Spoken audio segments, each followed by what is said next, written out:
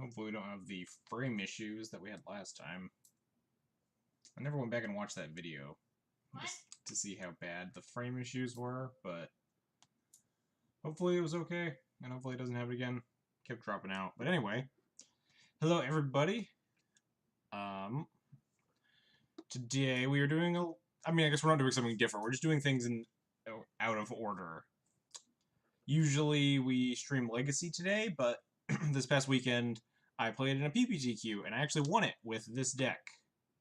So I decided to just I wanted to show it off. I wanted to stream it through a league, even though we will probably not do as well as we did at that tournament, because the tournament definitely required some getting lucky in addition to some tight play. So this is the exact 75 that I played, for anyone that's curious. I'm writing a tournament report, but I'm lazy, and also I was pretty busy today, and was really tired yesterday, so probably going to post it onto like Reddit tomorrow or Wednesday or something. I'll post it in the Death and Taxes Discords as well.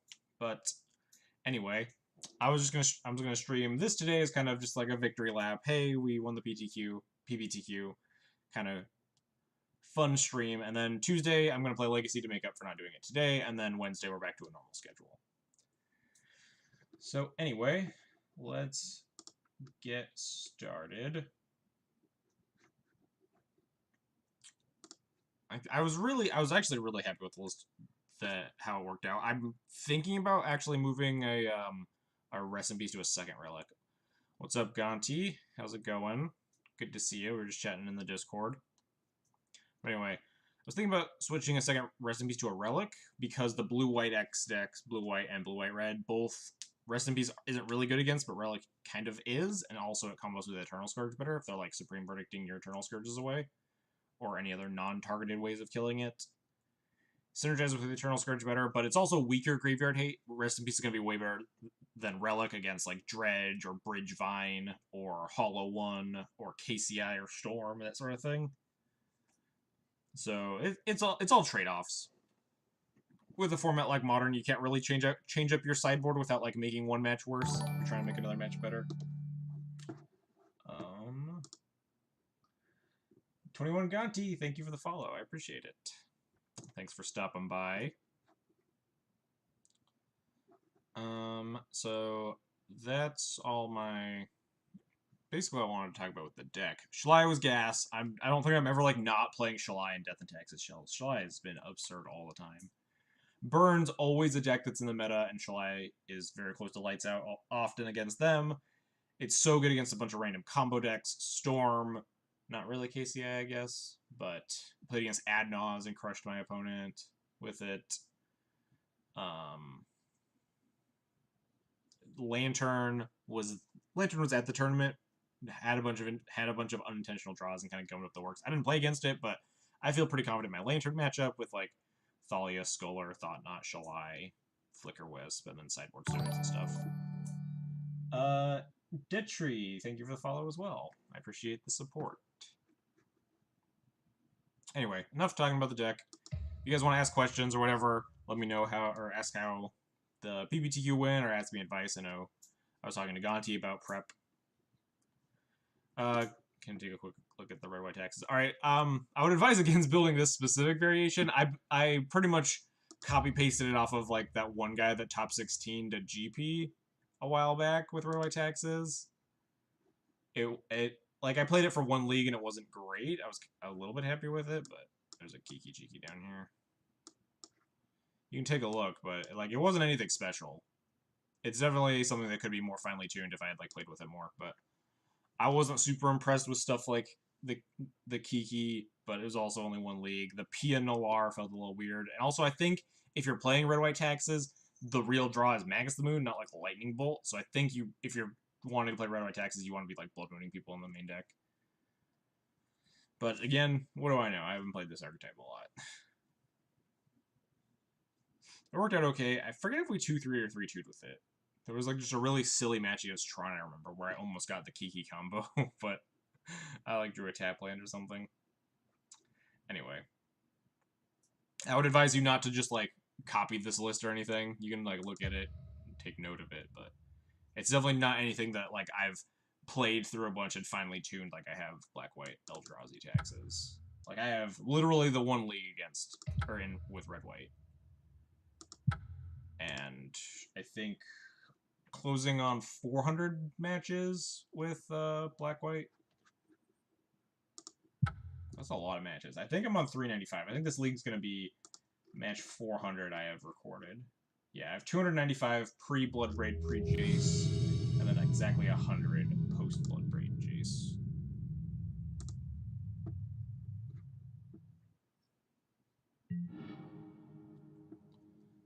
Alright. Take the show on the road. Ugh. What's up, Army? How's it going? Bringing a literal army of Thalias. This hand's, like, kind of lousy. If I had, like, an Eldrazi Temple, or an Aether Vial, or a 2-drop... Then it just doesn't even, like, do anything. What am I gonna do if I hit the land? Army of Thalia, thanks for the 50 bits. Thanks for the cheer. I was really happy with how we finished. Bringing this deck some justice. No one respects Eldrazi taxes in Modern. Anyway, yeah, I think this hand just is not quite good enough. I think we can get a better 6. This is definitely a better 6. We actually have, like, 2 drops. I want a 4th land. I also kind of want this Displacer. We'll keep it.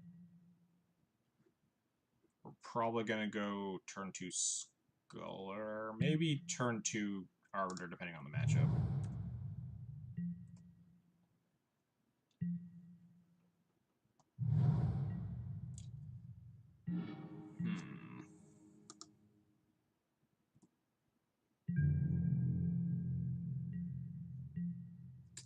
Sometimes they F6 here. I don't think it's worth slamming Arbiter. Maybe it is. Nah, I'm gonna slam Sculler. I don't know what my opponent's up to. Let's take a look. Spell Snare, perhaps? Nope, they just want to fetch. So now they can F6 value. Looks like blue-white with a pretty shaky hand. I'm glad we didn't lean on Arbiter here, but they actually like can't cast any of their spells yet. But it is a very powerful hand if they get there, which is what I'm kind of concerned about. I might take this Logic Knot, even though they can't cast it, just so I can, like, resolve my spells in the future. Since I don't have a Vial. The Dream is drawing, like, a Ghost Quarter next turn. Although they won't tap low enough for that, but... Like, I want to take this Jace, but that seems like... I really want to Thought Knot that Jace more than anything. I think I'm supposed to take this Logic Knot and hopefully I can hit this Thought Knot in the coming turns. Like, if I talk about a blue source, this Logic Knot's really annoying. Nope. Alright, this means we can Thought Knot.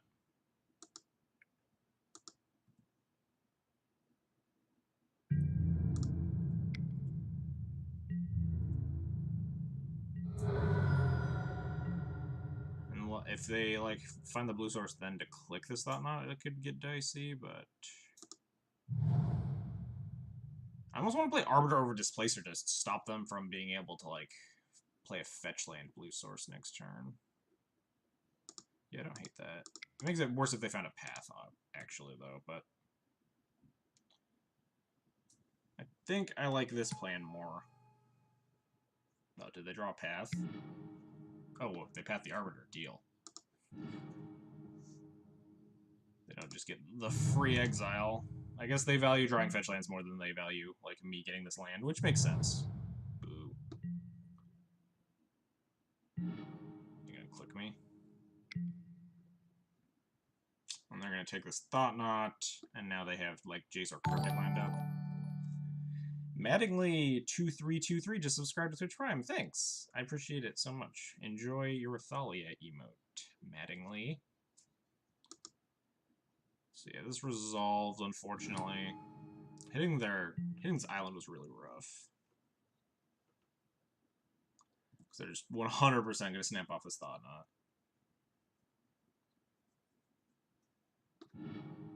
Yeah. Now we don't have Tide Hollow, or we don't have the Arbiter to Ghost Quarter them here. Congrats on the win. But is it Monday Legacy Night? Yeah, I changed up the schedule a little bit, Chyleth. I figured you, of all people, were going to be upset by it, but wanted to kind of cruise off of the PBTQ win and play some Modern instead. We'll play Legacy tomorrow to make up for it. I don't want to path this. It's not really worth like getting in the 2 damage here, giving them the extra land. I think I just want to sit like this.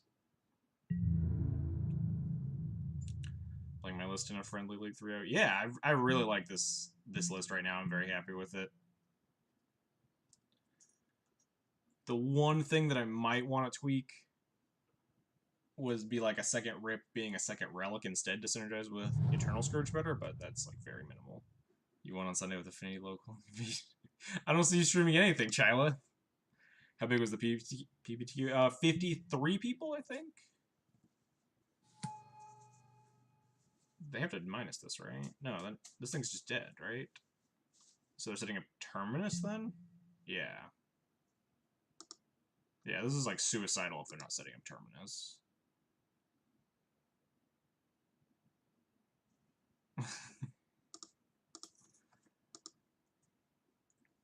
Because I just get to kill this. I don't even have to path this. I could just blink the Vendilion Click. Although it's probably like not great, but I'm gonna leave myself the option. Alright, maybe it is actually okay to blink this Vendilion Click. I don't really care if they take this path. Please let me draw a better card than this path to exile opponent.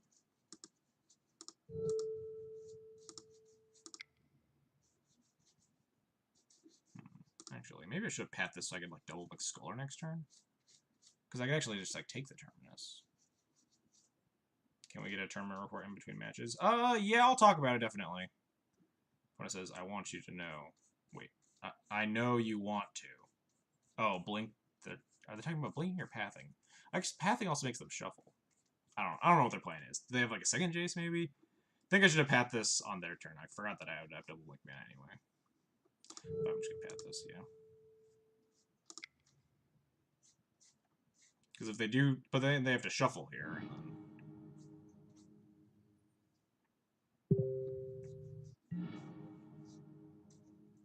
Oh, did they not shuffle? Oh, it didn't close Telegram.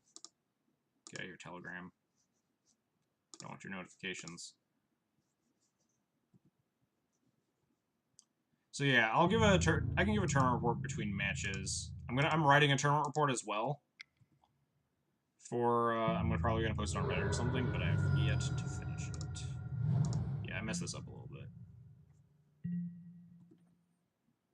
Wait, did they just like have Supreme Verdict then? Guess I'll blink Tide Hollow. Yeah.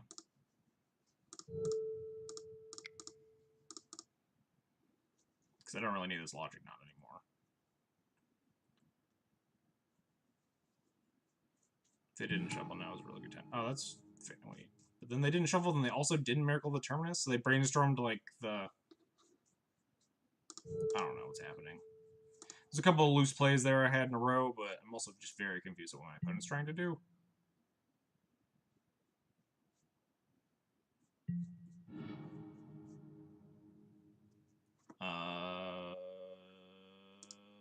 Deal. Poison Blues land. Yeah, I definitely should have Ghost Quartered if they like didn't shuffle off of that. But I was not really thinking at that point. Yeah, if they then my plan was to skull it out of their hand if they Miracle Terminus there.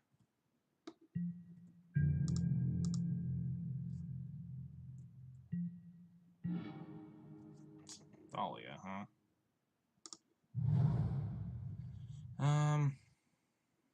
My opponent doesn't have the mana to like disallow this trigger, so I can actually just start like double blinking it. Although casting Thalia is probably better considering their current mana woes.